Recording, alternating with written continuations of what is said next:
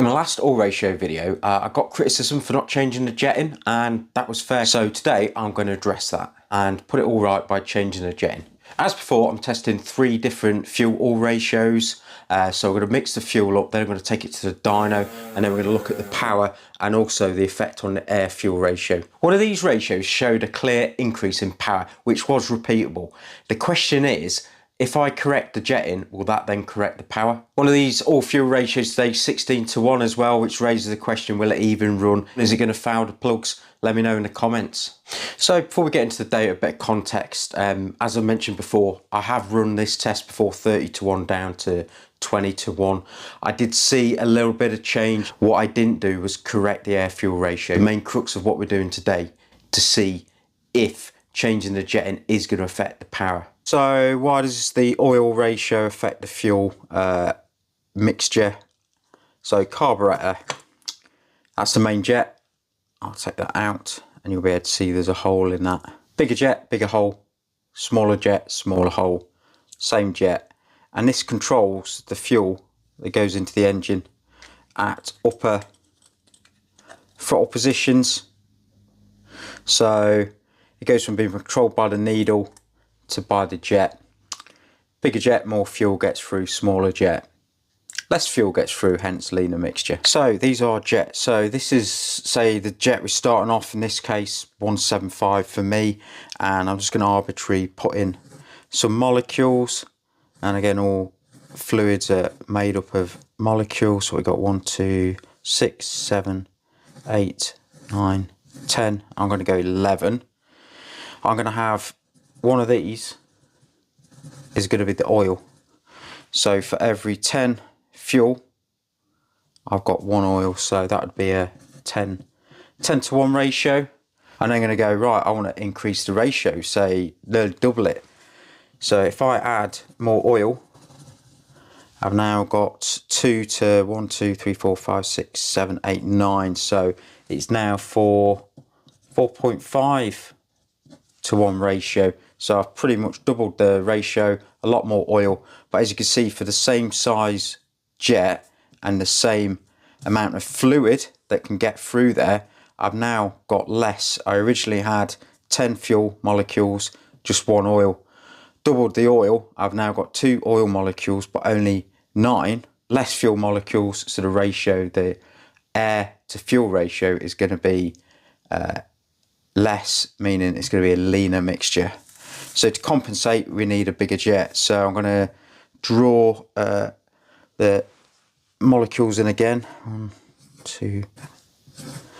This time I've gone for 12, and you'll see why in a minute. So I want a roughly 4.5, 5:1 ratio.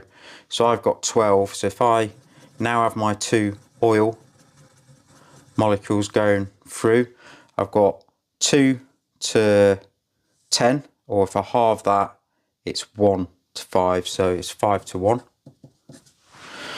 So I'm keeping that same ratio, but this time I've got 1, 2, 3, 4, 5, 6, 7, 8, 9, 10 fuel molecules. So I'm getting a richer mixture for this.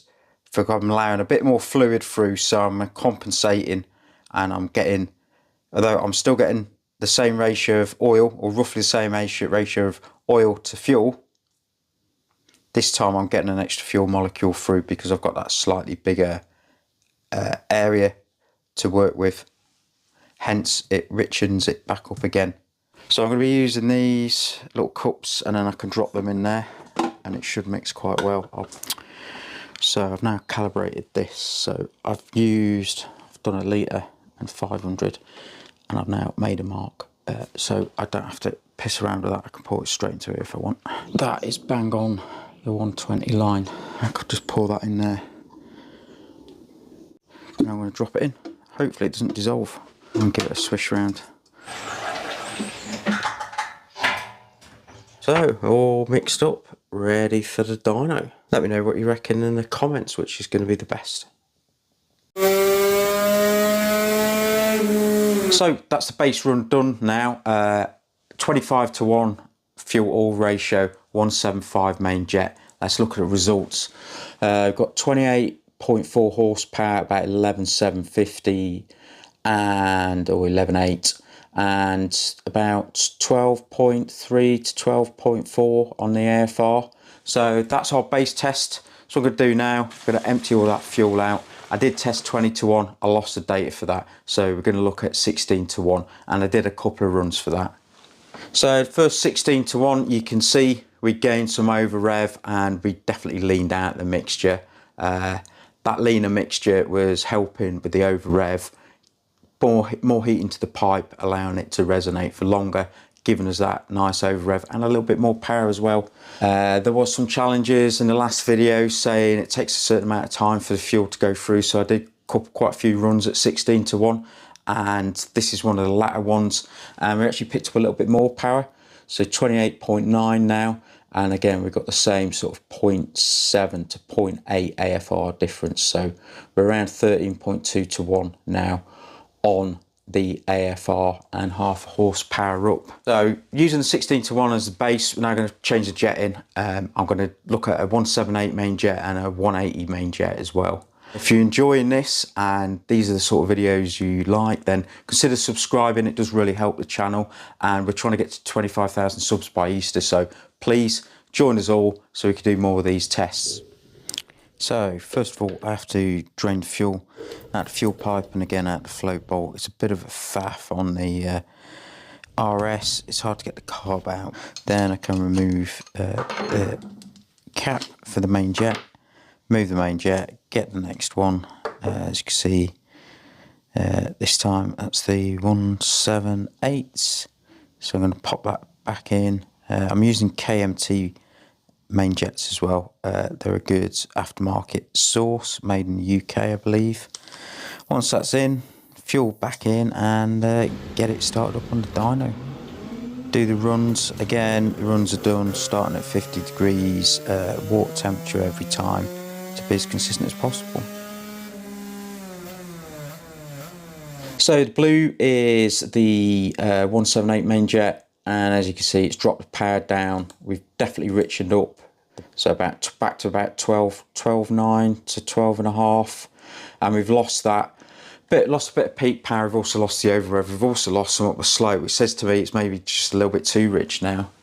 I then changed the jetting again, and we went to 180, and you can see there it is leaner, so it's richer everywhere, and we're dropping power as well, and we've lost that over rev again. So compare it back to the base. Not quite similar, the sort of end portion of the curve's the same. It's not picking up quite as well up the slope at 180, but fairly similar peak and over rev and fairly similar AFRs. I don't think the AFR's perfect for everything, but it's what we got, and the dyno's showing us in the power. Hopefully everyone will agree that it's more to do with the oil displacing the fuel. So we've got a set size jet. You put more oil in, that means less fuel gets through, causing the mixture to lean, causing the bike to make a little bit more power. But as we corrected it by having a larger jet, that allowed the same amount of fuel to go through it this time with the little bit of additional oil. We got the power pretty much back to where it was and got the AFR back to where it was. So the myth of more oil gives more power, certainly on the RS, doesn't seem to be showing that. I have got an open mind. I'm happy to test other things as well. If you'd like to look at the original test, that's up there. And then if you'd like to see some other testing that I've done, then there's a playlist up there. Click on that and it should take you through some of the tests. Once again, thanks for watching.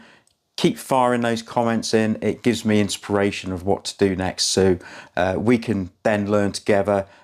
Hit that subscribe, hit that thumbs up. Thank you very much.